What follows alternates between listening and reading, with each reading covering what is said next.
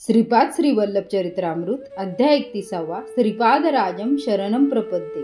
दशमहाविद्यांचे वर्णन। आम्ही रोज सायंकाळी श्रीपाद प्रभूंच्या आज्ञेने कृष्णेच्या अलीकडील तीरावर येऊन तेथेच वास्तव्य करीत असू। प्रातकाळी स्नानसंध्या आटोपून पुन्हा श्री गुरूंच्या सानिध्यात जात असू। या अलभ्य सत्संगात श्री प्रभूंचे प्रसादरूपी दर्शन, नित्य नूतन योगानुभव आणि अनेक दिव्य रहस्यांचा उलगडा होत असे। देवी तत्वाची उपासना दशमहाविद्या रूपानेच होत असे। आम्ही ऐकले होते, या दशमहाविद्या रूपांची संपूर्ण माहिती आम्हास सांगावी अशी आम्ही श्रींच्या चरणी नम्र प्रार्थना केली। श्रीपाद प्रभू म्हणाले, अरे शंकर भटा, श्री विद्येची उपासना अत्यंत श्रेष्ठ आहे। पूर्वकाळात हयग्रीवांच्या कृपा प्रसादानेच अगस्त्य महामुनींना श्री विद्येचे ज्ञान झाले। त्यांनी ही विद्या आपली पत्नी लोपमुद्रा देवीला दिली। लोपमुद्रा देवीने या विद्येचा सखोल अभ्यास करून त्याचा गूढार्थ अगस्त्य ऋषींना सांगितला। अशा रीतीने ते उभयंता एकमेकांचे गुरु झाले। लोपमुद्रा आणि अगस्त्य ऋषींचे चरित्र। विदर्भ देशाच्या राजास बरीच वर्षपर्यंत संतान प्राप्ती झाली नव्हती। अगस्त्य महामुनींच्या तपोबलाने राजाला एक कन्यारत्न प्राप्त झाले। त्या कन्येचे नाव लोपामुद्रा असे ठेवले होते। लोपामुद्रा कालांतराने मोठी झाली। त्यावेळी अगस्त्य मुनींनी तिला लग्नासाठी मागणी घातली। दोघांच्या वयातील अंतर पाहून राजा विचारमग्न झाला। एवढ्या लहान वयाच्या मुलीचा विवाह एका वृद्ध महामुनी बरोबर कसा करावा, याच चिंतेत तो होता। शेवटी त्याने आपल्या कन्येस तिचा विचार या विवाहाबद्दल विचारला। तेव्हा क्षणाचा सुद्धा विलंब न करता ती म्हणाली, पिताश्री, मी अगस्त्य महामुनींसाठी जन्मले आहे। मी त्यांच्याशीच विवाह करणार। राजाने दोघांचा विवाह लावून दिला। राजकन्या लोपामुद्रा राजप्रसाद सोडून वल्कले परिधान करून अगस्त्य मुनी बरोबर तपोभूमीस निघून गेली। कालांतराने अगस्त्य ऋषींनी तिच्याशी शास्त्रयुक्त संग करण्याची इच्छा व्यक्त केली। त्यावर लोपामुद्रा मुनींना म्हणाली, नाथ, मी ललिता स्वरूपाची उपासना करून ललिता स्वरूपच झाले। आपण सुद्धा शिवोपासना करून शिवरूप झाल्यावरच आपली इच्छा मी पूर्ण करेन। अगस्त्य ऋषींनी घोर तपस्या करून शिवरूप प्राप्त करून घेतले। नंतर त्यांनी आपली इच्छा लोपामुद्रेस सांगितली। यावेळी ती म्हणाली, नाथ, मी एका राजघराण्यात जन्मले। क्षत्रियांना शोभतील असे धन, आभूषणे, रेशमी वस्त्र, सुगंधी द्रव्य, सर्व उपभोग्य वस्तू असल्याशिवाय माझ्याशी संग करणे योग्य नाही। तेव्हा तुम्ही सर्व वस्तूंचा संचय करून तसेच आपणासाठी भरजरी वस्त्रे आणावी। ही सर्व भोग सामुग्री आणल्यावरच आपली इच्छा पूर्ण होईल। संपादन करण्यासाठी अगस्त्य मुनी इल्वल नावाच्या एका राक्षसाकडे गेले। त्याला आपल्या मायेने आपलेसे करून त्याच्याकडून धन, दागिने, वस्त्र, आभूषणे घेऊन लोपामुद्रेकडे आले आणि पत्नीची इच्छा पूर्ण केली। यथाकाली त्यांना उत्तम संतान प्राप्ती झाली। एकदा अगस्त्य ऋषींनी आपल्या तपोबलानेच संपूर्ण समुद्रच आपल्या कमंडलूमध्ये भरला आणि तो पिऊन टाकला होता। या अगस्त्य महर्षींनी विंध्याचल पर्वताचा गर्वहरण केला होता। अजून सुद्धा दक्षिण भारतात अगस्त्य मुनींना एक महान सिद्ध पुरुष मानले जाते। त्यांची अनेक ठिकाणी देवालये आहेत। श्रीपाद प्रभू पुढे म्हणाले, मी जेव्हा कल्की अवतार घेईल त्यावेळी परशुरामासारखेच अगस्त्य ऋषींना गुरुस्थान देईल। देवीची दशमहाविद्या। श्रीपाद प्रभू पुढे म्हणाले, काली हे दशमहाविद्येतील प्रथम रूप आहे। महाकाली ही समस्त विद्यांची आदी देवता आहे। तिच्या विद्यामय विभूतींनाच महाविद्या असे म्हणतात। एकेकाळी हिमालयातील मातंग ऋषींच्या आश्रमात सर्व देवतांनी महामायेची स्तुती केली। त्यावेळी अंबिकेने मतंग वनिता रूपात दर्शन दिले। ती काजळासारखी काळ्या रंगाची असल्याने तिचे नाव कालिका देवी पडले। तिने शुंभ निशुंभ राक्षसांचा वध केला।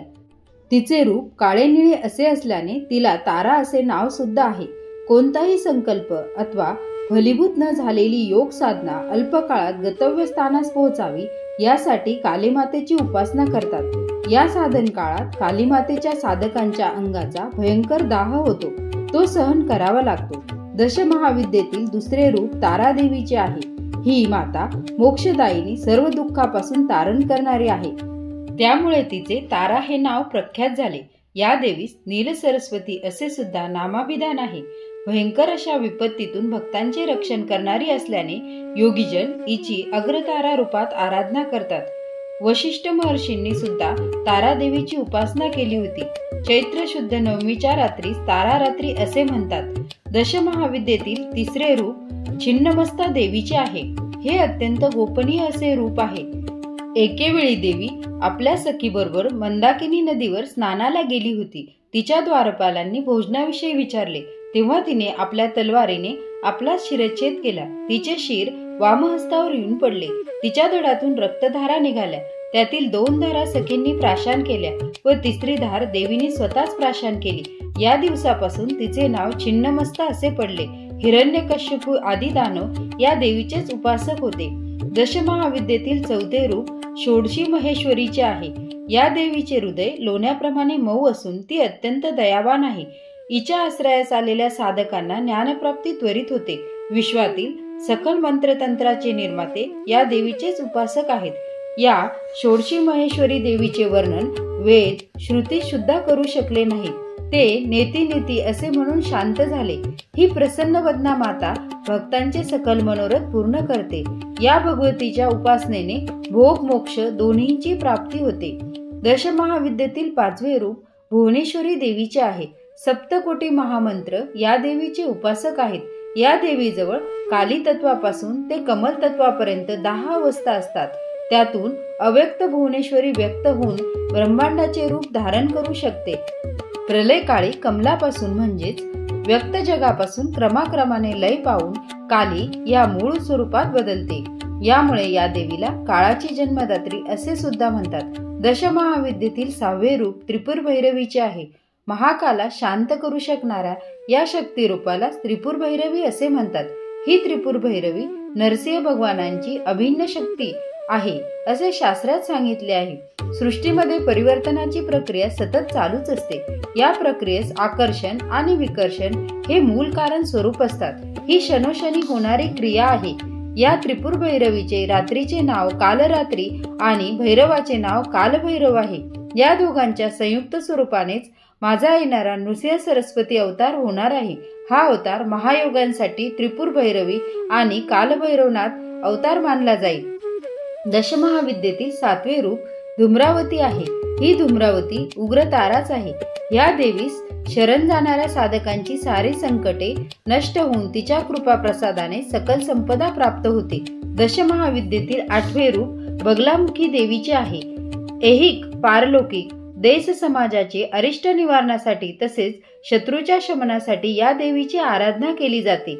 विष्णू भगवान परशुराम हे या देवीचे भक्त होते. श्री तिरुमला क्षेत्रातील श्री व्यंकटेश्वर स्वामींनी या देवीच्या मातेच्या स्वरूपात आराधना केली होती. दशमहाविद्येतील 9वे रूप मातंगी मातेचे आहे.